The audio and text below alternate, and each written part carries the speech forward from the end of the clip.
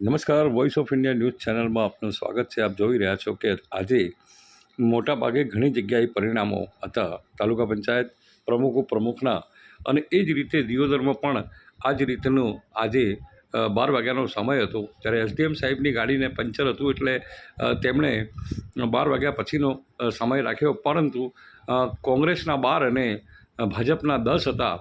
એટલે આ પરિસ્થિતિ જોઈને ભાજપના 10 લોકોએ વોકઆઉટ કરતા એસડીએમે તરત જ એમને કહી દીધું કે ભાઈ આજે જે છે એની જગ્યાએ હવે 2 દિવસ પછી એટલે 27 રાખીએ.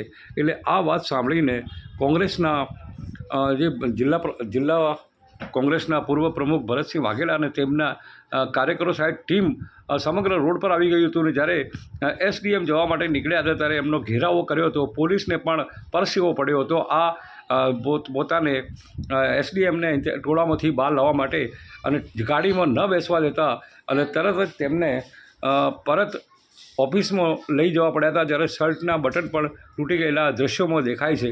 ભારે હોબાળો સર્જાતા પરિસ્થિતિ ખૂબ જ નાજુક બની હતી અને પોલીસનો કાફલો સ્થળ પર હોવા છતાં પણ પોલીસને પણ ખાસી મથામણ કરવી પડી હતી.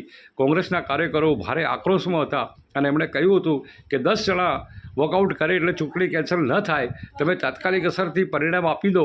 અને એ લોકો જતા રહ્યા છે, તમે આજે ચૂંટણી કરાવો. તમે 27 તારીખની વાત કરો છો. 12માંથી 1 મહિલા પ્રેગ્નન્ટ છે ને તેમના બીપી અને પ્રેશર હાઈ કરવા માટેનો આ એક ડ્રામા છે, પણ અમે એ નહીં થવા દઈએ. મોટી સંખ્યાના અંદર કોંગ્રેસના કાર્યકર્તાઓએ દિયોદર એસડીએમની આગળ જ મોટો ઘેરાવ કર્યો હતો. પોલીસને પણ પરસેવો પડી ગયો હતો આ લોકોને સંભાળવા માટે. પણ અત્યાર સુધી તમે દ્રશ્યો જુઓ છો કે આજે મોટા મગજમારીના ઝપાઝપીના જે દ્રશ્યો સર્જાયા છે દિયોદરમાં છે. અત્યારે આપ જોઈ રહ્યા છો કે બનાસકાંઠા જિલ્લા કોંગ્રેસના પૂર્વ પ્રમુખ ભરતસિંહ વાઘેલા ખૂબ જ આક્રોશ સાથે રજૂઆત કરી રહ્યા છે. 2 દિવસથી પણ સતત એ લોકો કરી રહ્યા હતા.